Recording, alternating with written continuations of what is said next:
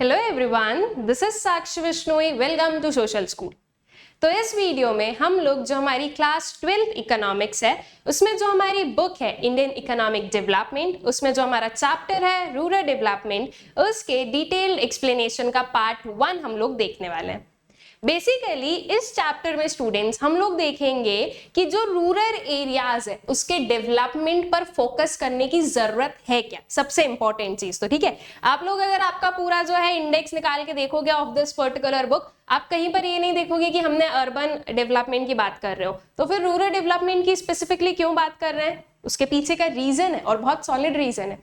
We know कि हमारी जो मेजॉरिटी ऑफ द पॉपुलेशन है वो किसी ना किसी मैनर में जो है आपके रूरल एरियाज में रिसाइड करती है, वहां से बिलोंग करती है। ठीक है, second thing, agriculture sector most जो है एम्प्लॉयबल सेक्टर है या एम्प्लॉयड सेक्टर है। व्हील से सबसे ज्यादा पॉपुलेशन कहां पर डिपेंडेंट है या कहां पर बेस्ड है, तो दैट इज बेसिकली आपका जो है एग्रीकल्चर सेक्टर। ठीक है, अब एग्रीकल्चर सेक्टर यूजुअली आपको रूरल एरियाज में देखने को मिलता है। Also we know agriculture sector से जो कंट्रीब्यूशन है वो हमें इतना नहीं मिलता है, तो इसीलिए वहां के लोगों का जब आप प्रॉपर जो है वेलफेयरमेंट करोगे तभी क्या होगा, तभी जो है वो लोग दूसरे सेक्टर्स में आ पाएंगे और उसकी वजह से जब एग्रीकल्चर सेक्टर से ओवरबर्डन हटेगा तो एग्रीकल्चर सेक्टर भी जो है प्रॉस्पर कर पाएगा। तो इसीलिए जो है हमें रूरल डेवलपमेंट को पढ़ने की बहुत ज्यादा जरूरत है।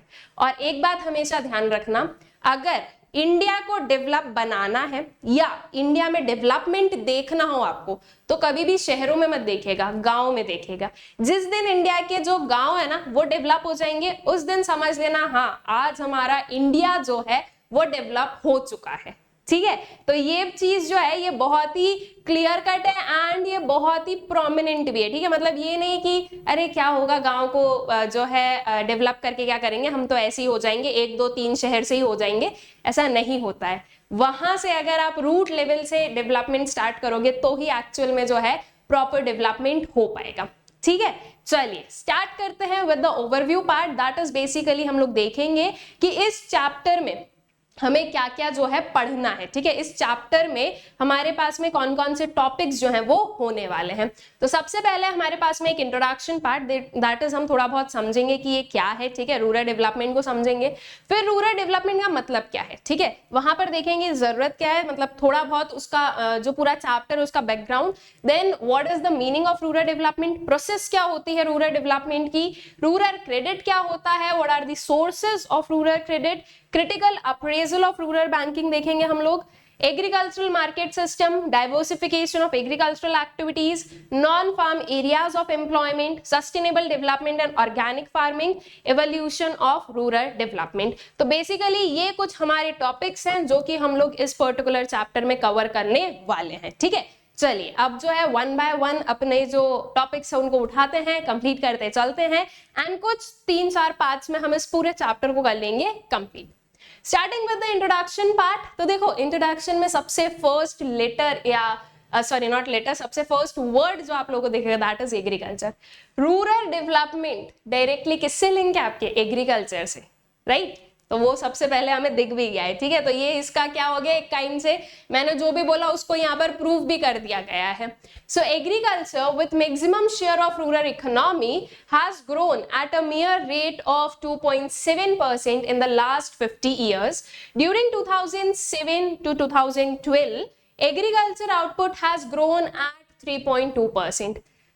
जो परसेंट है उसको देखकर देखो कि पहले जो है मतलब लास्ट के 50 साल में ओनली 2.7% का जो है growth rate, it is very less. ठीक है, ये अगर देखा जाए तो ये बहुत ही ज्यादा कम है एंड जो आउटपुट है फॉर दिस पर्टिकुलर ईयर, ठीक है, मतलब कि 2007 से लेकर 2012 तक का जो आउटपुट लेवल है वो ग्रो हुआ है सिर्फ और सिर्फ 3.2% से। ठीक है, the share of agriculture sector to GDP was on the decline and there has been increase in the share of industrial and service sector.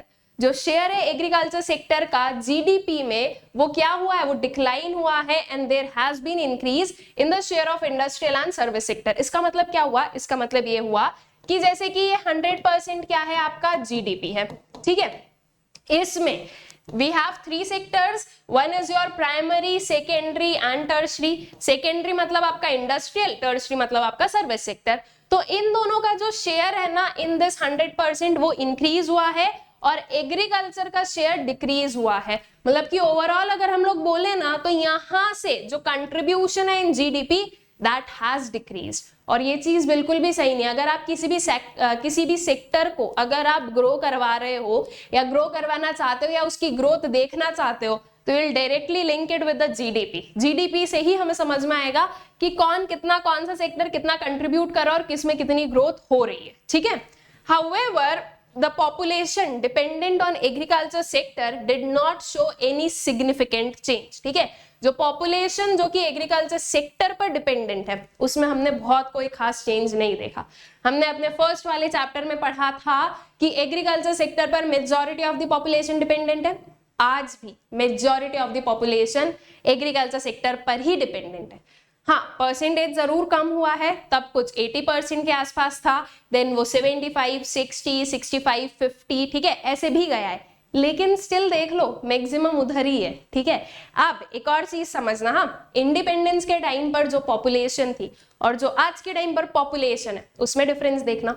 अब अगर आप आज की जो पॉपुलेशन है which is somewhere around 150 crore, इसका अगर आप 20% भी निकालते हो स्टूडेंट्स तो वी नो इसका कितना हाई अमाउंट में जाएगा. ठीक है, एब्सोल्यूट टर्म्स में. तो ये 20% मैंने बहुत कम बोला है. मेजॉरिटी में है आपकी agriculture sector. Might be somewhere around it is 48, 40, 45, 49 ऐसा कुछ है वो. ठीक है, एग्जैक्ट नंबर्स मुझे भी याद नहीं है लेकिन कुछ ऐसे ही कुछ जो है अपने फिगर्स में है. तो इसका इतना परसेंट निकालो, आपको एब्सोल्यूट नंबर्स में पता चल जाएगा कि कितनी पॉपुलेशन जो है हमारी इस सेक्टर पर डिपेंडेंट है. ठीक है. Moreover, after the economic reforms of 1991, the growth rate of agriculture sector decelerated to 3% per annum during 1991 to 2012, which was lower than the earlier years. ठीक है. LPG reforms में हम लोगों ने बहुत अच्छे से पढ़ा था कि उसका एक मेजर ड्रॉबैक क्या था कि ये एग्रीकल्चर सेक्टर पर कुछ भी जो है अच्छा नहीं हुआ. उसकी वजह से इवन हमारा जो एग्रीकल्चरल आउटपुट है वो कम हुआ था बिकॉज ऑफ दीज रिफॉर्म्स. ठीक है. तो ये चीज हमें ध्यान रखना है और उसी को यहाँ पर भी हम लोग बता रहे हैं कि आफ्टर जो आपके ये रिफॉर्म्स थे, इकोनॉमिक रिफॉर्म्स, हमारा जो एग्रीकल्चर सेक्टर है उसका आउटपुट कम हो गया था. हम ये बोले या उसका ग्रोथ रेट जो है वो प्रीवियस ईयर्स से कम हो गया था. ठीक है. और वो अभी तक फिर वो वैसा ही है. एज सच बहुत ज्यादा ग्रोथ रेट नहीं है हमारे एग्रीकल्चर सेक्टर में. So real progress of India is possible only when rural areas and rural people are developed so that the overall growth of India could be achieved. ठीक है. तो जो रियल प्रोग्रेस है India की वो कब possible होगी? वो सिर्फ तब पॉसिबल होगी जब रूरल एरियाज और रूरल पीपल डेवलप्ड है. गांव को डेवलप करो तो आपका भारत आगे बढ़ेगा. ठीक है. तो इस चीज को ध्यान रखना. एंड आगे भी अगर आप लोग भी कभी भी कोई भी लाइक ऐसी कुछ पॉलिसीज देखो या आपको कभी कुछ आंसर लिखना हो तो you can like use this thing. ठीक है. बहुत इफेक्टिव है कि गांव के विकास से जो है आपका भारत बहुत जल्दी आगे बढ़ेगा. ठीक है. मतलब हमारा जो भारत है वो आगे बढ़ेगा. हम सिर्फ और सिर्फ शहर को जो है डेवलप कर दे तो उससे भारत की रियल ग्रोथ नहीं होगी. ठीक है. I guess this thing is clear. Now आते हैं कि रूरल डेवलपमेंट का मतलब क्या होता है. ठीक है. अब स्पेसिफिकली टर्म्स में देखते हैं कि रूरल डेवलपमेंट से मतलब क्या है. तो rural development refers to continuous and comprehensive socio-economic process attempting to improve all aspects of rural life. ठीक है. जो रूरल डेवलपमेंट है उसका मतलब क्या है? उसका मतलब है कंटिन्यूअस और एक comprehensive socio economic process. Socio economic का मतलब क्या होता है? एक एक टर्म को समझते जाएंगे तो उससे जो है ना चीजें आप लोगों को क्लियर रहेगी. सोशियो इकोनॉमिक, सोशियो का मतलब या मैं सिर्फ बोलूं कि सोशल का मतलब क्या हो गया है कि सोसाइटियल लेवल पर डेवलपमेंट होना. इकोनॉमिक का मतलब मनी के टर्म्स में डेवलपमेंट होना. ठीक है. दोनों को मिक्स कर दो. सोशियो इकोनॉमिक जो है आपका प्रोसेस. ठीक है. या सोशियो इकोनॉमिक जो है डेवलपमेंट करना है. तो बेसिकली ये क्या है? ये कंटिन्यूअस और कॉम्प्रिहेंसिव. कॉम्प्रिहेंसिव का मतलब कि सारी चीजें इसमें है. ये नहीं कि कोई एक पर्टिकुलर जो है रूरल एरिया में कोई एक सेक्शन को छोड़ दिया या ऐसा कुछ. ठीक है. कॉम्प्रिहेंसिव, सबका साथ सबका विकास वाली चीज. ठीक है. तो attempting to improve all aspects of rural life के हर एक एस्पेक्ट को इम्प्रूव करने का एक जो है ट्राई, ठीक है, या उसका जो है attempt. Alright, this is basically आपका रूरल डेवलपमेंट, ठीक है। The term rural development includes not only agricultural development but it involves all those aspects which improves quality of life of people. It aims at improving the economic and social conditions of people living in villages. हाँ, ये चीज बहुत अच्छे से ध्यान रखना, rural development को only and only ना एग्रीकल्चरल डेवलपमेंट मत मानना, ठीक है। रूरल डेवलपमेंट एग्रीकल्चर डेवलपमेंट है उसका पार्ट, ठीक है, एग्रीकल्चरल डेवलपमेंट रूरल डेवलपमेंट का पार्ट है, लेकिन इसके अपार्ट और भी जो रूरल एरियाज में सारी चीजें हैं वो सब कुछ जो है वो रूरल डेवलपमेंट का पार्ट है। ऑल राइट, वहां के लोगों की रहने की कंडीशन, उनकी क्वालिटी ऑफ लाइफ, उनके जो और भी दूसरे एवेन्यूज हैं ऑफ अर्निंग, वो सब कुछ जो है ना वो इस रूरल डेवलपमेंट में इंक्लूडेड है, ठीक है। जो तो टर्म है रूरल डेवलपमेंट, उसमें सिर्फ और सिर्फ आपका एग्रीकल्चरल डेवलपमेंट नहीं आएगा, बल्कि वो इन्वॉल्व करता है वो सारे एस्पेक्ट्स को जो कि इंप्रूव करता है quality of life of people. It aims at improving the economic and social conditions of people living in villages. ठीक है? Then rural people account for about 3/4 of total population. ठीक है? Total population की जो 3/4 population है ना, that accounts for rural people. All right? However, they have always lagged much behind the overall progress of the economy. अब यही तो फिर वो चीज है कि देखो इतनी जो है लार्ज पॉपुलेशन रूरल एरियाज में है, लेकिन इनके पास में सबसे कम फैसिलिटीज है, इनका जो है सबसे कम डेवलपमेंट हुआ है, ठीक है। इसीलिए there is a need for rural focus, ठीक है, रूरल डेवलपमेंट। इसीलिए हम अर्बन डेवलपमेंट की इतनी बात नहीं करते हैं जितना रूरल डेवलपमेंट की बात करेंगे, ठीक। In order to overcome this undesirable trend, special programs for rural development began to be designed since the 70s, in addition to provision of the 5-year plans of the country.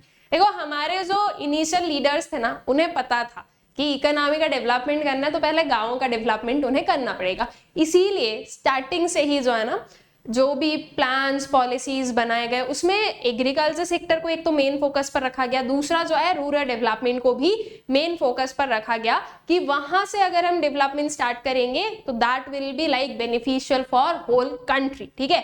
Yet अभी भी आज भी हमारी country में rural areas are not that much developed, ठीक है, that much क्या I will say that they are not developed. कुछ बहुत ही like 1% of the like rural areas I can say कि हाँ ये डेवलप हो गए होंगे, बाकी फिर जो है आपका मेजॉरिटी 90% तो उसी में ही है, ठीक है, 90-95% ये तो अनडेवलप्ड में ही है। उसमें से भी students there must be 10 to 20% of villages ऐसे जहां पर जो है ना एक्सेसिबिलिटी बिल्कुल भी ना हो, जो कि बहुत ही ज्यादा रिमोट एरियाज है। रिमोट एरियाज मतलब कि वहां वो हमसे जो है एक्सेसिबल नहीं है, ठीक है, उनके आसपास में कोई टाउन नहीं है, कोई शहर नहीं है, उनकी जो है लाइक प्रॉपर उनके पास में इंफ्रास्ट्रक्चर नहीं है, ऐसे एरियाज भी हैं इंडिया में, ठीक है। तो फोकस वहां पर डालो और उन्हें जो है डेवलप करो, ठीक है। Then what is the process of rural development, कैसे किया जा सकता है रूरल डेवलपमेंट, उस चीज पर आते हैं। So some of the areas which are challenging and need fresh initiatives for development in India include सबसे first development of human resources, ठीक है, जो रूरल डेवलपमेंट है इसकी प्रोसेस क्या है, ठीक है, कैसे जो है आप रूरल डेवलपमेंट कर सकते हो। तो सबसे पहली चीज की जो ह्यूमन रिसोर्स है इसको डेवलप करो। ह्यूमन रिसोर्स को डेवलप करने की क्या जरूरत है, ये हम लोग ह्यूमन कैपिटल फॉर्मेशन में ऑलरेडी पढ़ चुके हैं, तो मैं वो सारी चीजें वापस रिपीट नहीं करूंगी, ठीक है, तो आई गेस वो आप लोगों को पता है। ऑलराइट, तो ह्यूमन कैपिटल फॉर्मेशन में जो भी पढ़ा है ना, वहीं से क्या है कि वहीं से हमें समझ में आ रहा है कि ह्यूमन रिसोर्स को डेवलप करना जरूरी है, क्योंकि जहां पर ह्यूमन रिसोर्स डेवलप्ड होगा या ह्यूमन रिसोर्स हमारे पास में प्रॉपर होगा, वो उस एरिया के जो है ना विकास में, उस एरिया के डेवलपमेंट में जो है कंट्रीब्यूट करेगा, ठीक है। अगर ह्यूमन को ही नहीं पता है कुछ भी कि कैसे क्या हो सकता है क्या नहीं हो सकता है, तो ऑब्वियसली वो उस पर्टिकुलर एरिया के किसी काम का भी नहीं है, ठीक है। तो ह्यूमन रिसोर्स का development is necessary. So the quality of the human resource needs to be improved through the following measures: proper attention to literacy, especially on female literacy, education and skills development, and better health facilities for the physical growth. यहाँ पर मैं आप लोगों को लेकर जाऊंगी last वाले chapter में, ह्यूमन कैपिटल फॉर्मेशन में। इसके जो वेरियस आपके सोर्सेज हैं उसमें से दो इनिशियली आई वुड से कि दो जो है इंपॉर्टेंट सोर्सेज होते हैं, एक होता है क्या आपका एजुकेशन, एक होता है आपका हेल्थ, राइट। तो एजुकेशन और हेल्थ ये दोनों की ही हमने यहाँ पर भी बात की है कि प्रॉपर जो है लिटरेसी पर ध्यान दो, एजुकेशन पर ध्यान दो, स्किल डेवलपमेंट पर ध्यान दो और बेटर जो है हेल्थ फैसिलिटीज प्रोवाइड की जाए फिजिकल ग्रोथ के लिए, ठीक है। देन नेक्स्ट आता है डेवलपमेंट ऑफ इंफ्रास्ट्रक्चर। इंफ्रास्ट्रक्चर का मतलब क्या हो गया है, ये वो सारी चीजें हैं जो कि एक एरिया को डेवलप करने में हेल्प करती है, ठीक है। वो सारी फैसिलिटीज है जैसे कि ट्रांसपोर्टेशन हो गया, कम्युनिकेशन हो गया, दीज आर इंफ्रास्ट्रक्चर, ठीक है। तो प्रॉपर इंफ्रास्ट्रक्चर का डेवलपमेंट जरूरी है। देखो जब एक गांव में अगर आपके पास में प्रॉपर जो है रोड है, ठीक है, वहां पर ट्रांसपोर्टेशन की फैसिलिटीज है, यहाँ पर प्रॉपर इलेक्ट्रिसिटी आती है, प्रॉपर वाटर सप्लाई है, अगर सब कुछ होगा तो जो इंडस्ट्रीज हैं, जो कंपनीज होती हैं, ठीक है, वो लोग भी जाकर यहाँ पर अपना जो है ब्रांचेस को या यहाँ पर जो है वो अपनी जो है चीजों को सेटअप कर सकते हैं, बिकॉज रॉ मटेरियल्स तो इधर भी मिलते हैं, ऐसा कुछ नहीं है, ठीक है। तो यहाँ पर जो है ना फिर वो लोग जाकर अगर अपनी जो है इंडस्ट्रीज एंड ऑल को सेटअप करते हैं तो उस एरिया का डेवलपमेंट होता है, प्लस वहां के लोगों को भी एम्प्लॉयमेंट मिल रहा है, तो अच्छी बात है ना। दूसरी चीज, जब आपके पास में प्रॉपर ये सारी चीजें रहेगी इंफ्रास्ट्रक्चर एंड ऑल, तो जो रूरल एरियाज है उसका डेवलपमेंट अपने आप धीरे धीरे होने लगेगा। वहां के लोग जो है वो जो है काम करने के लिए क्या कर सकते हैं, आसपास की कोई बड़ी जगह जो है वहां पर जा सकते हैं। They can like do up down वाला सिस्टम कि हाँ हम गए सुबह शाम को वापस आ गए, जो है टोटली माइग्रेट करने की जरूरत नहीं रहेगी, राइट। और फिर जो है इन सब के साथ में वेरियस चीजें अपने आप जो है ना आती जाती है, ठीक है।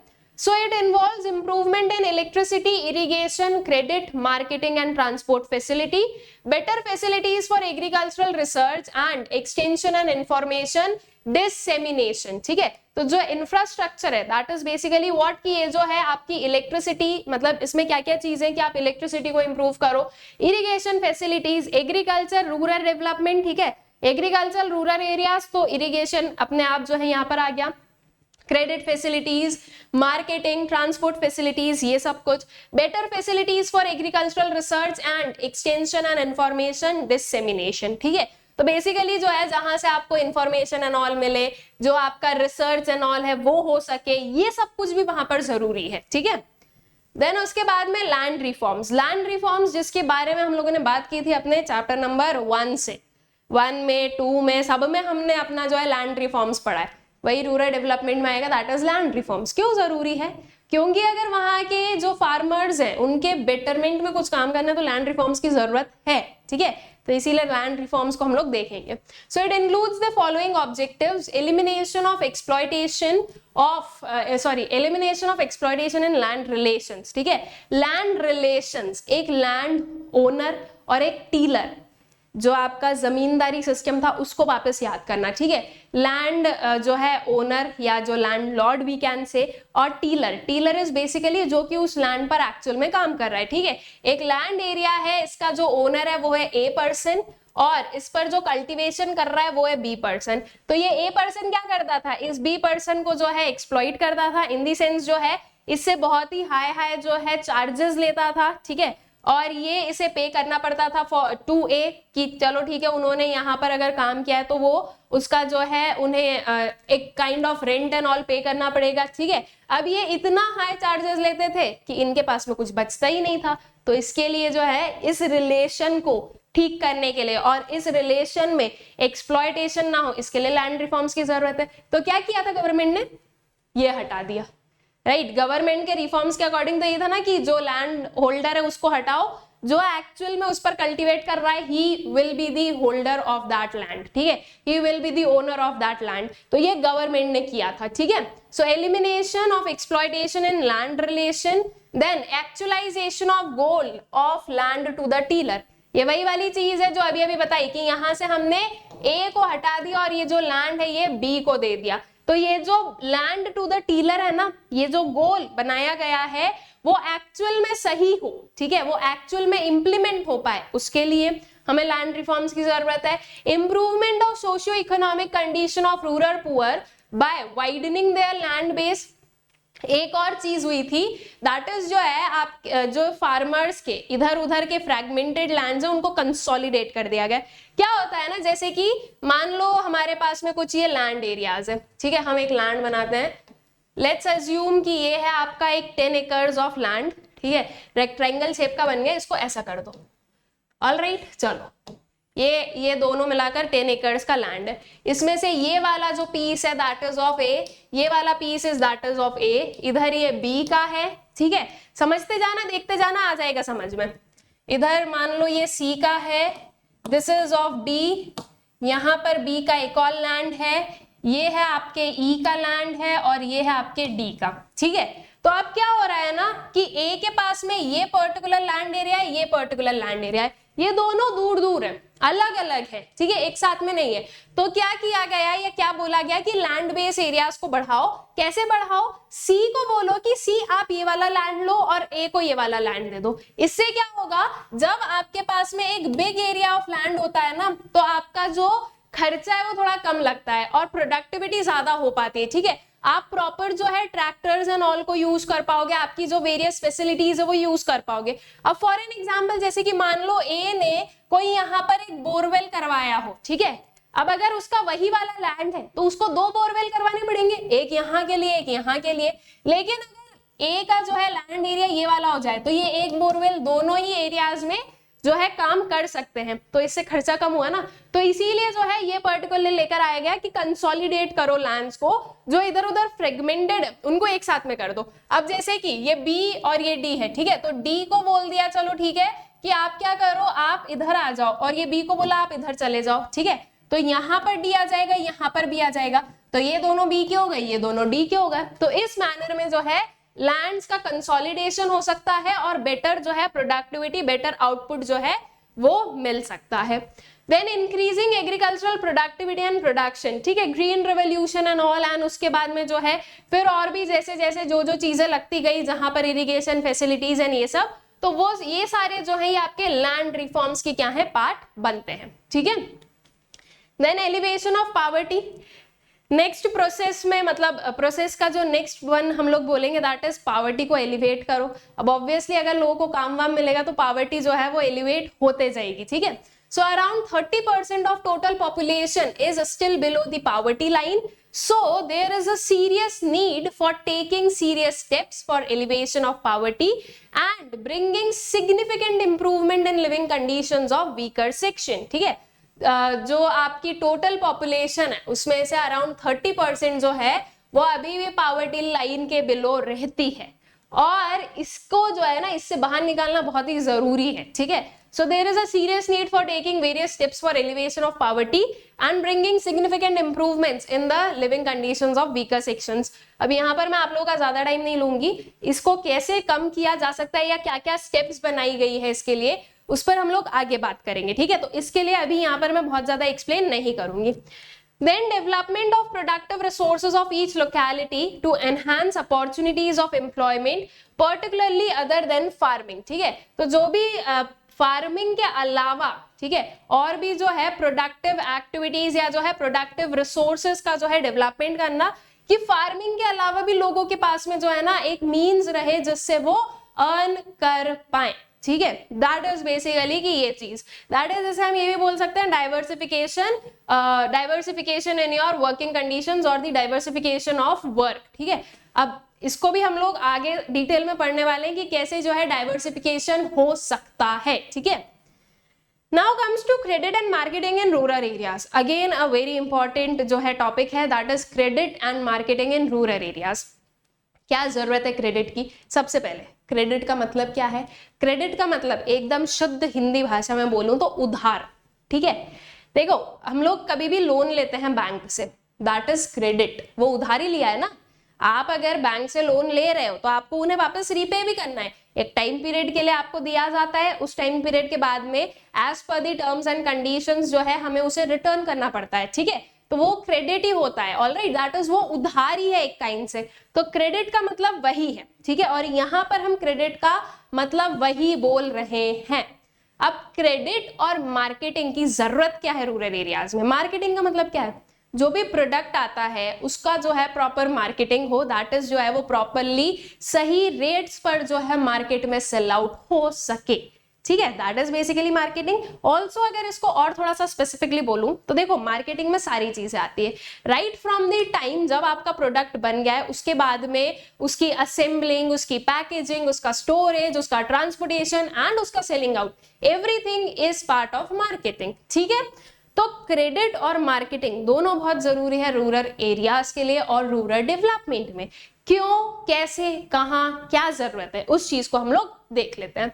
सो growth of rural economy depends on timely infusion of capital to realise higher productivity in agriculture and non agriculture sectors. ठीक है, जो ग्रोथ है रूरल इकोनॉमी की वो किस पर डिपेंड करती है, वो डिपेंड करती है कि आपका जो कैपिटल का इन्फ्यूजन है वो टाइमली हो रहा है या नहीं हो रहा है। ठीक है, दैट इज जो है प्रॉपर जो मनी एंड ऑल है वो मिल रहा है, उस मनी से जो भी मशीनरीज एंड ऑल्स की जरूरत है वो परचेज हो रही है या नहीं। ठीक है, अब ये कैपिटल की क्यों जरूरत है, ताकि जो है हायर प्रोडक्टिविटी एग्रीकल्चर में मिल सके और नॉन एग्रीकल्चर सेक्टर्स में भी। नॉन एग्रीकल्चर सेक्टर्स भी होते हैं, ऐसा नहीं है कि रूरल एरिया में सिर्फ और सिर्फ जो है एक ही काम है दैट इज एग्रीकल्चर, उसके अलावा नॉन एग्रीकल्चर सेक्टर्स भी हैं और वो क्या क्या हो सकते हैं और क्या क्या हमें जो है उसमें देखना है, उस चीज को हम लोग will see in our coming parts. ठीक है, in agriculture farmers are in strong need for credit due to long time gap between crop sowing and realization of income।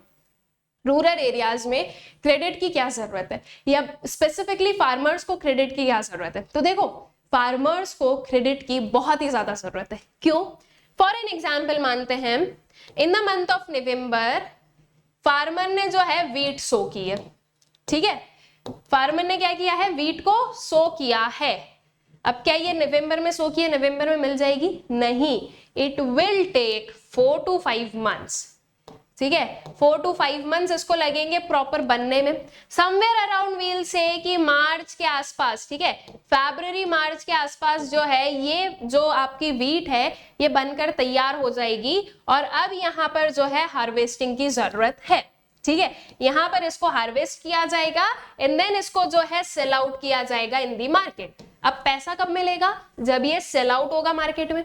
यहां से लेकर नवंबर से लेकर मार्च तक फार्मर की इनकम हो रही है या कुछ नहीं हो रही है, तो ये 4 to 5 months लॉन्ग गैप। ठीक है, उसके पहले अब देखो पूरा सीजन समझना, उसके पहले मान लो कि यहाँ पर जो है जो आपका मॉनसून वाला जो सीजन होता है उसमें सोयाबीन या कुछ जो है वो सो किया गया। ठीक है, now according to the place जहां पर जो भी फार्मर बेस्ड है वो उसके हिसाब से अपने जो है प्रोडक्ट्स को जो है सो करते हैं, फूड ग्रेन्स या जो भी है।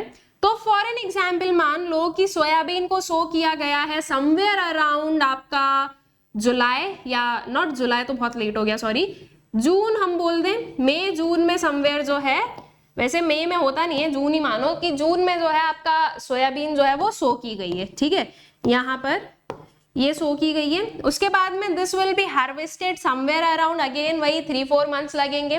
ठीक है, तो मान लो ये जो है ये आपका हार्वेस्ट हो रहा है इन सितंबर और in mid October. All right, इस गैप में फिर से जो है मनी की जरूरत है, राइट, इसमें जो है खर्चा चलाने के लिए चाहिए। नाउ इसमें जो ये सेल आउट होगा ना स्टूडेंट्स, इससे जो भी मनी आता है उसमें से मेजॉरिटी ऑफ द मनी जो है वो यूज हो जाता है नेक्स्ट क्रॉप की सोइंग में, नेक्स्ट क्रॉप का जो भी खर्चा होता है उसमें।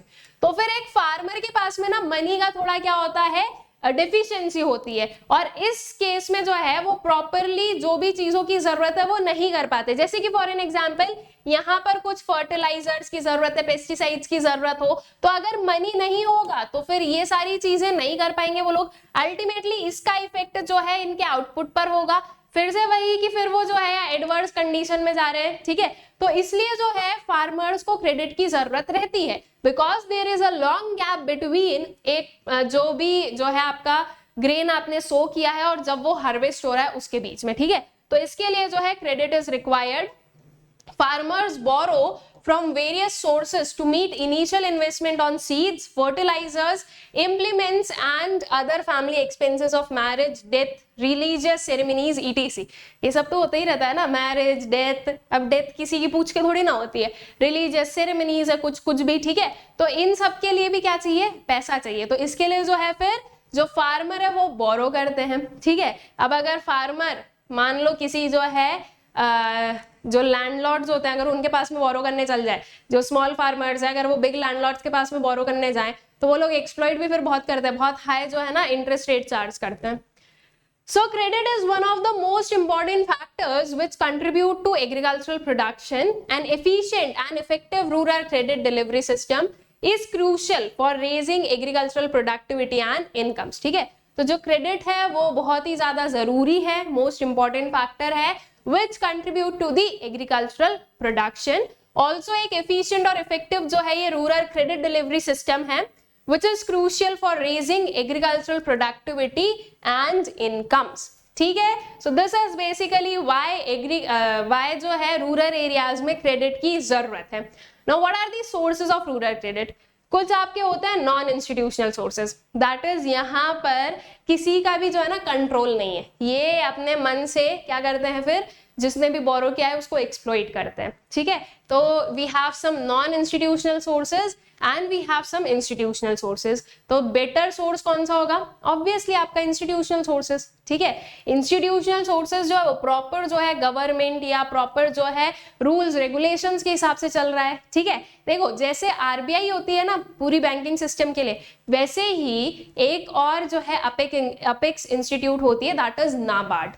NABARD is for your rural areas. ठीक है, तो रूरल एरियाज या रूरल क्रेडिट या रूरल बैंकिंग का जो एक मेन हेड है दैट इज नाबार्ड. तो नाबार्ड जो है दैट विल चेक कि ये सब कुछ जो है ना अच्छे से वर्क कर रहे हैं, किसी का भी एक्सप्लॉइटेशन नहीं कर रहे हैं. लेकिन यहाँ पर कोई चेक करने वाला नहीं होता है, और यहीं पर जो है ना वो चीज है कि प्रॉपर जो है मतलब पूरी तरीके से जो है एक्सप्लॉइटेशन किया जाता है ऑफ दी बोरोवर्स. ठीक है, तो नॉन इंस्टीट्यूशनल सोर्सेज में है money lenders, relatives, trade and commission agents, rich landlords, ये सारे आपके नॉन इंस्टीट्यूशनल सोर्सेज में आ गया. ठीक है, इंस्टीट्यूशनल में क्या आ गया?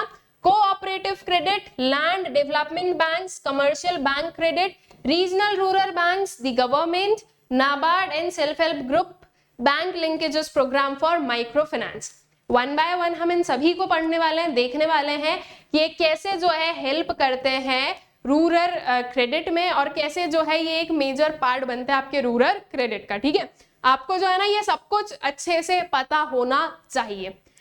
Okay, so starting with the institutional sources. Non institutional sources में एज सच एक्सप्लेनेशन की जरूरत, रिटन वाला जरूरत है नहीं, बस इतना पता रखो कि वो जो है ना वो बिल्कुल भी सही जो है आपके सोर्सेज नहीं होते हैं, वहां पर एक्सप्लॉइटेशन बहुत ज्यादा होता है, और इसीलिए उस चीज को देखते हुए जो है इंस्टीट्यूशनल सोर्सेज को क्या किया गया, इंप्लीमेंट किया गया कि नहीं जो है लोगों का एक्सप्लॉइटेशन ना हो, जो गरीब लोग हैं उनके साथ में और ज्यादा बुरा ना हो. ठीक है, so government established the institutional sources with the following objectives. First is to provide adequate credit to farmers at the cheaper interest rate. ठीक है, चीपर इंटरेस्ट रेट पर जो है प्रॉपर जितना जरूरत है उतना क्रेडिट प्रोवाइड किया जा सके फार्मर्स को, and to assist small and marginal farmers in raising their agricultural productivity and maximising their income. ठीक है, और इसके अपार्ट क्या है, तो इसके अपार्ट एक चीज ये है कि ये जो इंस्टीट्यूशनल सोर्सेज है ना वो क्रेडिट तो प्रोवाइड करते ही हैं, लेकिन उसी के साथ साथ में ये भी ध्यान रखते हैं कि जो भी आपके फार्मर्स एंड ऑल हैं उनको ये असिस्ट करते हैं, उन्हें बताते हैं, समझाते हैं कि कैसे जो है एग्रीकल्चरल प्रोडक्टिविटी को एनहांस किया जा सकता है, कैसे जो है उसे इंप्रूव किया जा सकता है. ठीक है, सो ये जो है ये दो मेन फंक्शंस या वी विल से कि दो मेन ऑब्जेक्टिव्स होते हैं of the rural credit of the institutional sources. ठीक है, now some of the important institutional sources of agricultural credit को देखते हैं. वन बाय वन जो है सबको समझते जाते हैं कि इनके अंदर मतलब इनका जो मेन वर्क है वो क्या क्या होता है. ठीक है, सबसे पहले आता है कोऑपरेटिव क्रेडिट. ठीक है, कोऑपरेटिव क्रेडिट बेसिकली क्या होता है, देखो कोऑपरेटिव बैंक्स एंड ऑल होती है, वही जो है आपको वही जो है कोऑपरेटिव क्रेडिट प्रोवाइड करते हैं. Basically they are a kind of no profit no loss वाले इंस्टीट्यूशंस होते हैं, उन्हें एज सच प्रॉफिट अर्न करने का कोई जो है ना वो एक मोटिव नहीं होता है, बट उन्हें लॉस भी नहीं. ठीक है, तो नो प्रॉफिट नो लॉस वाली कंडीशन है.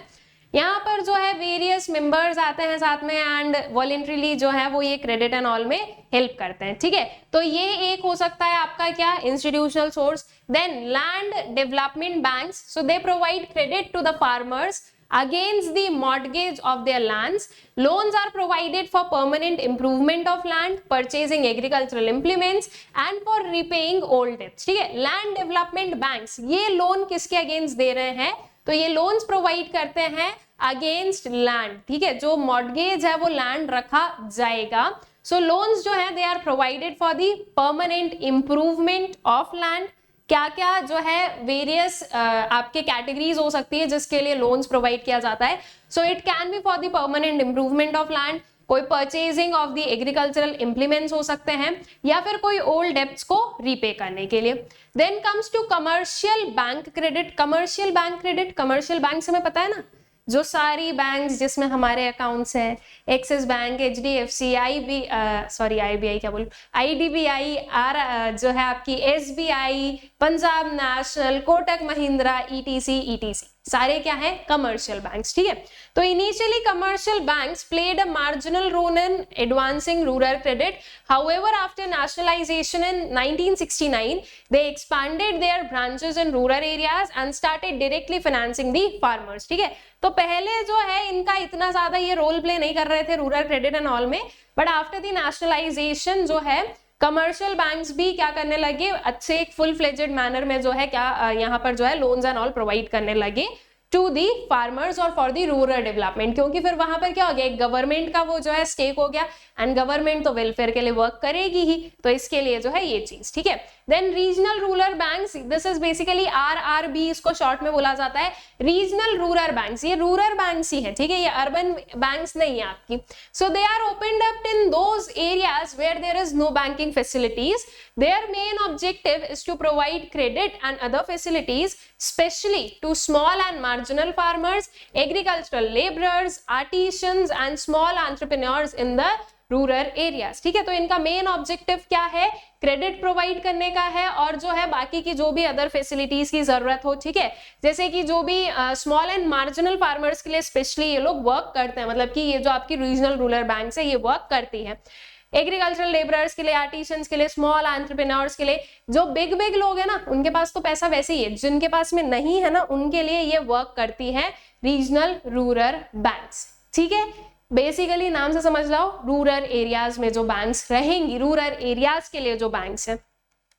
Then national bank for agricultural and rural development, that is NABARD. अभी थोड़ी देर पहले बताया था, जैसे RBI सबकी जो है लाइक एक हेड है, वैसे ही नाबार्ड क्या है, वैसे ही नाबार्ड है जो कि रूरल क्रेडिट की हेड है. ठीक है, that is national bank for agricultural and rural development. So it is the apex bank which coordinates the functioning of different financial institutions working for expansion of rural credit. ठीक है, ये एक apex bank है. Apex का मतलब क्या होता है? सुप्रीम. ठीक है, जो कि कोऑर्डिनेट करती है जो भी वेरियस डिफरेंट फाइनेंशियल इंस्टीट्यूशंस की फंक्शनिंग है उसे, एंड वर्क करती है for the expansion of rural credit. ये बेसिकली रूरल क्रेडिट के लिए ही वर्क करती है. ठीक है, नाम भी देख लो, एग्रीकल्चरल एंड रूरल डेवलपमेंट के लिए. ठीक है, so its objective is to promote health and strength of credit institution. Credit institution की जो स्ट्रेंथ है उसको जो है इंक्रीज करना, उसकी जो है तबीयत अच्छी रहे, दैट इज जो है वो properly credit and all provide करे, उसमें कोई भी जो है डिसफंक्शनिंग ना हो.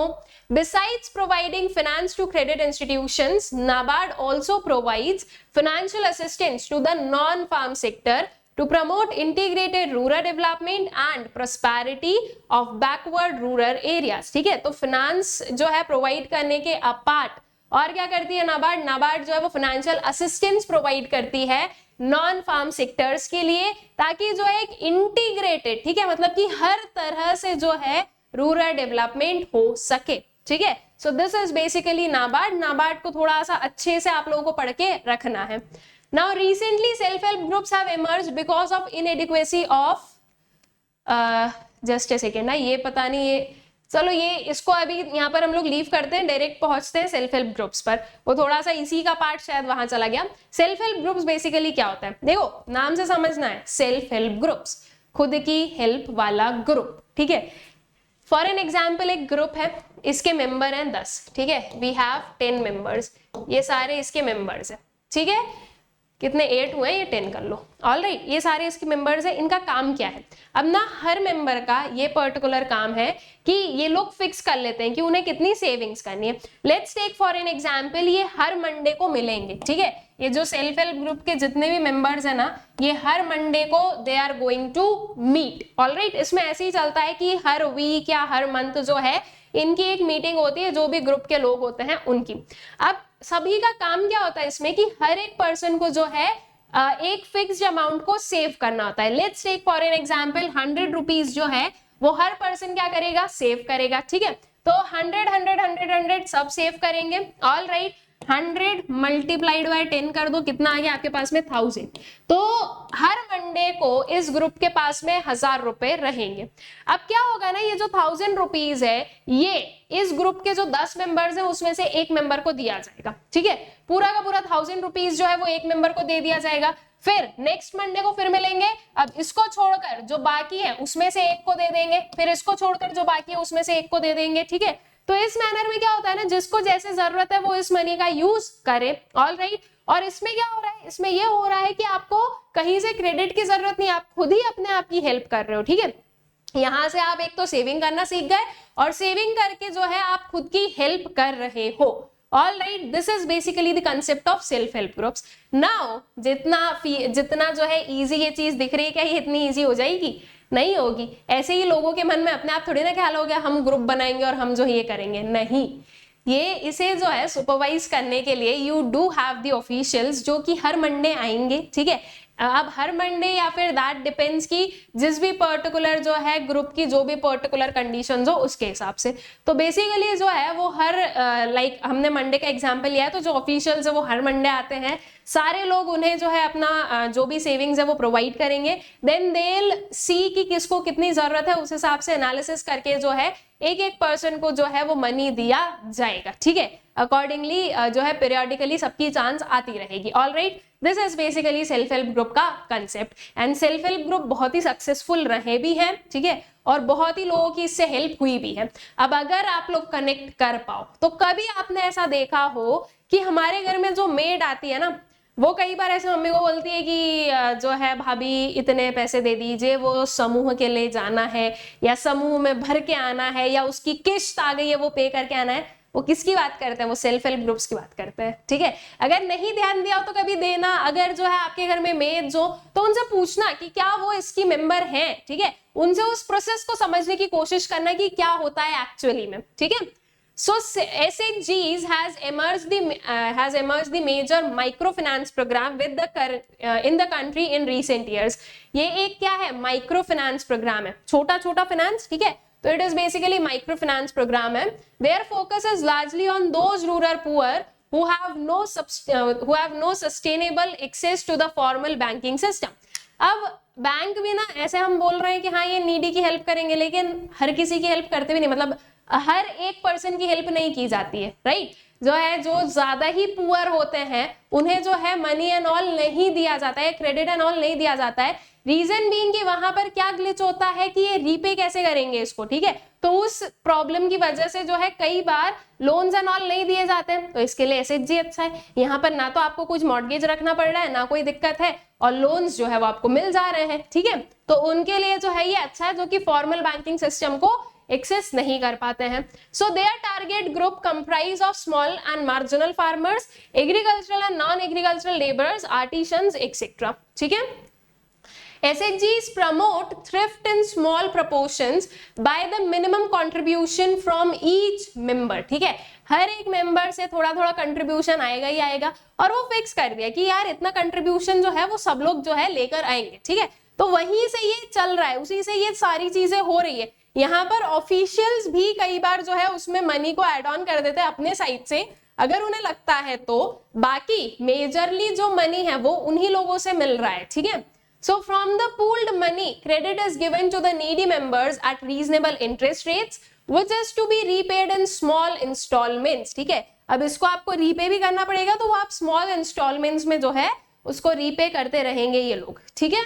So by March 2012, more than 43 lakh SHGs had reportedly been credit linked. Number देखिए 43 लाख, more than 43 लाख, ठीक है। छोटी मोटी बात नहीं होती, बहुत बड़ा है, ठीक है। सो SHGs have also helped in empowerment of women, women के empowerment में भी इसने काफी हेल्प की है। यूजुअली SHGs जो है वो women से ही ज्यादा जो है ऑपरेट होती है, ठीक है। However, the borrowings are mainly confined to consumption purposes and negligible proportion is borrowed for productive purposes। ये इसका एक ड्रॉबैक है। ये जो मनी बोरो किया जाता है ना, वो कंजम्पशन पर्पसेस के लिए लेते हैं लोग, प्रोडक्टिव पर्पस के लिए बहुत ही रेयरली यूज करते हैं। तो अगेन क्या हुआ, आपका जो है कंजम्पशन पर ही लोन बढ़ रहा है। अगर आप उसको कहीं प्रोडक्टिवली यूज करोगे तो अल्टीमेटली आपकी इनकम बढ़ सकेगी, लेकिन आप वो इनकम के एवेन्यूज को नहीं बढ़ा रहे हो और उसको आप यूज कर रहे हो फॉर योर कंजम्पशन पर्पसेस। तो कभी भी SHGs का आपको ड्रॉबैक लिखने को आए, you can write this thing, ठीक है, कि ये कंजम्पशन पर्पसेस के लिए जो है ये मनी ज्यादा यूज होता है। और क्यों होता है, माइक्रो फाइनेंस स्टूडेंट्स, बहुत ही कम मनी इसमें मिल रहा है आपको, तो वो कम मनी के थ्रू जो है प्रोडक्टिव पर्पस में आप कैसे यूज करोगे, इसलिए वो कंजम्पशन में स्पेंड हो ही जाता है, ठीक है। देन अब आते हैं कुछ critical appraisal of rural banking पर। बेसिकली रूरल बैंकिंग को हम लोगों ने समझ लिया है, जो इसके वेरियस आपके जो बैंक्स थे, जो इंस्टीट्यूशंस थे, उन्हें हमने देखा है। अब now we will like critically appraise it. That means हम लोग सिर्फ ये देखेंगे कि क्या चीजें सही रही, क्या चीजें गलत रही, ठीक है, दोनों चीजें। जब हम क्रिटिकल अप्रेजल की बात करते हैं तो हम दोनों बातों की बात करते हैं कि क्या सही था, क्या गलत था, ठीक है। So rapid expansion of the banking system had a positive effect on rural, farm and non farm output, income and employment, ठीक है। जो रैपिड एक्सपेंशन था बैंकिंग सिस्टम का, उसका एक काफी पॉजिटिव इफेक्ट रहा है, जो farm areas, non farm output है, इनकम है, एम्प्लॉयमेंट है, सब पर। After the Green Revolution, credit facilities helped farmers to avail variety of loans for meeting the production needs. Green Revolution में irrigation चाहिए, आपको fertilizers चाहिए, pesticides चाहिए, तो उसके लिए पैसा भी तो चाहिए, ठीक है। तो वो क्रेडिट की जरूरत है, और क्रेडिट की फिर जो जरूरत है वो पूरी कहां से की गई, ये बैंकिंग सिस्टम से, ठीक है। With buffer stock of grains, famines became events of the past. अब जब प्रोडक्टिविटी एंड ऑल बढ़ रहा है तो बफर स्टॉक भी जो है वो इंक्रीज होगा, ठीक है। दैट मीन्स जो है एक बफर स्टॉक मेंटेन होने लगेगा कि लोगों की एट प्रेजेंट की सारी जरूरतें पूरी हो गई, उसके बाद में हमारे पास में सरप्लस में बच गया है। तो इसकी वजह से जो फेमाइन्स है, ठीक है, जो लाइक भूखमरी वाली कंडीशन है, वो बहुत ही लाइक पास्ट के इवेंट बन गए। दैट इज वो कभी हुआ करते थे, एक जमाने में ऐसा होता था, ये वाली चीज बन गई थी, ठीक है। Now some of the problems faced in the rural banking are, क्या प्रॉब्लम्स फेस की गई रूरल बैंकिंग में, उसको समझते हैं हम। इनसफिशिएंसी, इनसफिशिएंसी इन व्हाट, जितनी जरूरत थी ना उतना क्रेडिट प्रोवाइड नहीं किया गया, और आज भी जितनी जरूरत है ना उतना क्रेडिट प्रोवाइड नहीं किया जाता है। तो इनसफिशिएंसी जो है दैट इज प्रिवेलिंग, ठीक है। So the volume of rural credit in the country is still insufficient in comparison to its demand. Then inadequate coverage of institutional sources, ठीक है, जो institutional sources है वो properly सारे जो है एरियाज को या entire रूरल एरियाज को जो है कवर नहीं कर पाए, तो अगेन वहां के लोग फिर नॉन इंस्टीट्यूशनल सोर्सेज पर ही जा रहे हैं, और नॉन इंस्टीट्यूशनल पर जा रहे हैं तो जो प्रॉब्लम्स है वो तो फिर वो होगी, एक्सप्लॉयटेशन, एक्स्ट्रा जो है मतलब बहुत ही हाई इंटरेस्ट रेट्स है ना ऑल ये पे करना। So they have failed to cover the entire rural farmers of the country. Then inadequate amount sanctioned, so the amount of loan sanctioned to the farmers is also inadequate. As a result, farmers often divert for unproductive purposes which dilute the very purpose of such loans, ठीक है। inadequate amount sanctioned, जैसे कि for an example मान लो एक farmer को एक tractor खरीदना है, उसके लिए वो लोन लेना चाह रहा है, ठीक है। अब फॉर एन एग्जाम्पल मान लेते हैं कि जो ट्रैक्टर है उसकी प्राइस समवेयर 8 to 10 lakhs कुछ है, ठीक है, और उसको जो लोन सैंक्शन किया गया दैट इज ऑफ 5 lakhs। अब उस फार्मर के पास में 3 लाख या 5 लाख एक्स्ट्रा नहीं है कि वो पे कर सके, ठीक है। तो अब अल्टीमेटली क्या होगा, वो फार्मर ट्रैक्टर नहीं खरीदेगा, उस 5 lakhs को और किसी चीज में यूज कर लेगा, ठीक है। तो ये इनएडिक्वेट सैंक्शन है, ठीक है। अगर ये प्रॉपर जितना अमाउंट चाहिए अगर उतना सैंक्शन किया जाए तो एटलीस्ट वो प्रोडक्टिव पर्पसेस में यूज हो सकेगा। अब ऐसे केसेस में फिर जो है जो लोन जो पर्पस था लोन का वो तो सर्व नहीं हुआ, बल्कि वो मनी इधर उधर जो है दूसरे पर्पसेस में ही यूज किया जा रहा था, तो that is also a drawback, ठीक है। एटलीस्ट अगर आप जिस काम के लिए ले रहे हो अगर उसके लिए आप उसे यूज करोगे तो that will be a beneficial thing कि हाँ ये कुछ काम का रहा, ठीक है। Then less attention to poor and marginal farmers, starting से देखते आ रहे हैं कि मार्जिनल और पुअर फार्मर्स पर ज्यादा ध्यान दे या जो है इनका ध्यान देना इनका काम है। लेकिन अगर एक्चुअल में देखें तो इतना ज्यादा ध्यान नहीं दिया गया था। More emphasis was given to big farmers जिनके पास में पेइंग कैपेसिटी थी, ठीक है, रीपेइंग कैपेसिटी जिनके पास में थी, उनके जो है ज्यादा जो है लाइक प्रिविलेज या हम ये बोलें कि एक अपर हेड जो है वो दिया गया था। और जो आपके पुअर या मार्जिनल फार्मर्स थे, बिकॉज यहाँ पर ये जो है दिख रहा था कि पता नहीं है रीपे कर पाएंगे या नहीं कर पाएंगे, तो यहाँ पर जो है थोड़ा बहुत हमें क्या देखने को मिला है, जो है लाइक लेस अटेंशन देखने को मिला है। So lesser attention has been given on the credit requirements of needy, small and marginal farmers. On the other hand, well-to-do farmers are getting more attention due to better credit worthiness. तो इसकी वजह से जो inequity है that is rising, right? Income inequality is rising कि big farmers के जो है लोन के साथ में वो ज्यादा अच्छा जो है प्रोडक्शन एंड ऑल में वो जो है उस मनी को यूज कर सकते हैं, और जो स्मॉल और पुअर है वो वैसे ही रह जा रहे हैं, ठीक है। देन ग्रोइंग ओवरड्यूज, ये एक बहुत बड़ी प्रॉब्लम है कि लोन तो ले लेते हैं लोग लेकिन फिर उसे रीपे नहीं कर पाते, ठीक है। तो ओवरड्यूज बहुत ज्यादा बढ़ रहे हैं और ये बैंकिंग सिस्टम को बहुत ज्यादा अफेक्ट कर रहे हैं, और बैंकिंग सिस्टम अगर अफेक्ट होगा तो पूरी इकोनॉमी पर इफेक्ट होगा, ठीक है। तो ये भी एक जो है ना बहुत मेजर प्रॉब्लम हमें देखने को मिली। So the basic reason for growing overdues is the poor repaying capacity of the farmers. As a result, credit agencies are becoming conscious of granting loans to the farmers. अब जब overdue बढ़ते हैं ना तो फिर बैंक्स को भी लगता है कि यार थोड़ा देख कर दें कि ये रीपे कर पाएंगे या नहीं कर पाएंगे, ठीक है, सॉरी, क्योंकि अगर रीपे नहीं कर पाए तो वो एक काइंड ऑफ जो है बर्डन और लॉस ही रहेगा, किसके लिए, बैंक्स के लिए।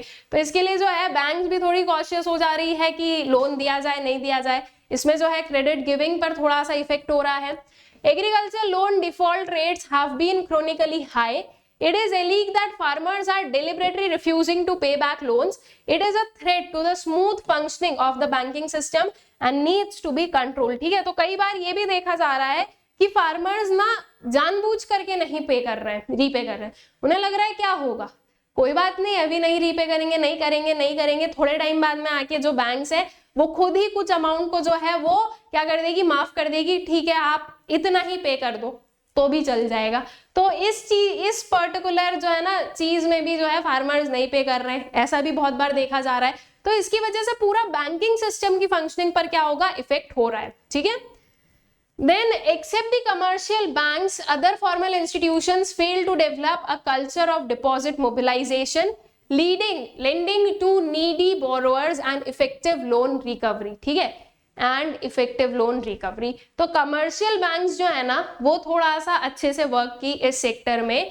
कमर्शियल बैंक्स जो है वो प्रॉपर डिपॉजिट मोबिलाइजेशन को भी जो है कंट्रोल कर पाई या उसे जो है एनहांस कर पाई, ठीक है, लोगों में वो चीज इनकलकेट कर पाई कि आप मनी को डिपॉजिट करो इन दी बैंक्स, ठीक है। जो भी नीडी बोरोवर्स है उन्हें लेंड करना और जो इफेक्टिव लोन रिकवरी पॉलिसी है उसे भी अडॉप्ट करना, ठीक है। तो ये कमर्शियल बैंक्स जो है वो अच्छे से मतलब एज कंपेयर टू अदर ज्यादा अच्छे से कर पाई है, और बाकी फॉर्मल इंस्टीट्यूशंस में ये सारी चीजों की कमी हमें देखने को मिली। Now to improve the situation, सारे ड्रॉबैक्स तो देखे, अब इसको इम्प्रूव करने की जरूरत है ना, तो कैसे इसको इम्प्रूव किया जा सकता है। So to improve the situation banks need to change their approach from just being lenders to building up relationship banking with the borrowers, ठीक है। रिलेशनशिप बैंकिंग से क्या होगा, अब देखो सिंपल सी चीज है, आपने किसी को लोन दिया, ठीक है, आप जाओ उसके खेत में जाओ, देखो क्या कर रहा है क्या नहीं कर रहा है, ठीक है, उसे असिस्ट करो कि देखो ऐसे करना चाहिए वैसे करना चाहिए, सिखाओ लोगों को, तो उससे क्या होगा ना कि उनकी जो प्रोडक्टिविटी वो एनहांस होगी, प्लस वो अपना जो है रीपे कर पाएंगे लोन्स एंड ऑल, ठीक है। तो इसके लिए सिर्फ और सिर्फ एक जो है लेंडर बोरोवर मत बनो, बल्कि जो एक रिलेशनशिप को जो है एस्टैब्लिश करने की कोशिश करनी चाहिए। Farmers should also be encouraged to inculcate the habit of thrift, that is saving and efficient utilization of financial resources, ठीक है, उन्हें जो है सेव करने की आदत डलवाओ। वेरियस पर्क्स से बता सकते हैं कि देखो आपको इंटरेस्ट रेट ज्यादा मिलेगा, आप इससे ये अर्न कर सकते हो, अगर आप इस मनी को इधर इन्वेस्ट कर दो, ये इंश्योरेंस करवा लो या ऐसा कुछ, तो उससे जो है उनमें जो है मतलब जो फार्मर्स है जिन्हें नहीं पता है उन्हें थोड़ा ये चीज बताया जाए तो चीजें थोड़ी सुधर सकती है, ठीक है। सो आई गेस कि रूरल क्रेडिट, रूरल डेवलपमेंट का मतलब रूरल क्रेडिट क्या है, ये सारी चीजें आप लोगों को क्लियर है। नाउ एक बहुत ही इंपॉर्टेंट चीज, दैट इज अनअकैडमी पर जो है डेडिकेटेडली सीयूईटी के बैचेस जो है वो स्टार्ट हो चुके हैं।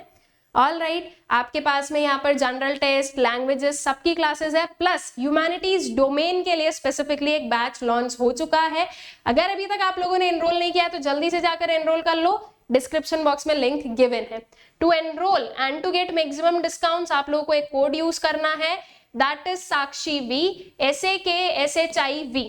इसके apart for class 11th we have inception humanities batch and for class 12th we have victory humanities batch, जिसमें हम लोग आपकी ह्यूमैनिटीज को फुल फ्लेजेड मैनर में करवा रहे हैं कंप्लीट, ठीक है। So to enrol in these courses and to get maximum discount आप लोगों को कोड यूज करना है साक्षी वी। इन सारी ही जो बैचेस हैं, कोर्सेज हैं, इनकी लिंक आप लोगों को डिस्क्रिप्शन बॉक्स में मिल जाएगी। ऑल्सो हमारा जो टेलीग्राम चैनल है सोशल स्कूल, आप लोग इसे जो है ज्वाइन कर सकते हैं, जहां पर आपको वेरियस अपडेट्स मिलते रहेंगे रिगार्डिंग चैनल पर क्या चल रहा है, क्या न्यू चीज आ रही है, कब किस टाइम पर आपको कौन सा वीडियो मिलेगा, ये सब कुछ जो है आपको थ्रू जो है हमारे टेलीग्राम चैनल के थ्रू आप लोगों को पता चल जाएगा। आई होप सो ये सारी चीजें आप लोगों को अच्छे से क्लियर है। इस पार्ट में हम लोगों ने जितनी भी चीजें पढ़ी है वो भी आप लोगों को अच्छे से क्लियर आउट हो गई है। मिलते हैं अपने नेक्स्ट पार्ट में, टिल देन अच्छे से पढ़ते रहिए और अपना ध्यान रखिए। Thank you.